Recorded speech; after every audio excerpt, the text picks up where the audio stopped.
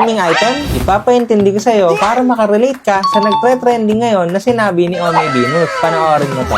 Kung ako si Shizo, i-risk ko yung kalahati ng buhay ko, makakuha lang ng isang minion para gumana na yung oh my god. Madidelay si Shizo, X-Nova, tinan mo. Dapat si Ako, binigyan niya rin ng isang minion sa X-Nova, hindi nila alam kung paano gumagana yung support item. Kaya nasabi ni Venus yun kasi 55 seconds na wala pa ring XP na nakukuha si X-Nova. Samantalang si Ogwen magle-level 2 na. Ano nga ba ang nangyari? May ginawa kasi na play si Ogwen at Super Marco. Dinalwa agad nila yung gold lane. Kung ikaw si Shizu, ano ang gagawin mo? Tama, maiilang ka na mag-clear.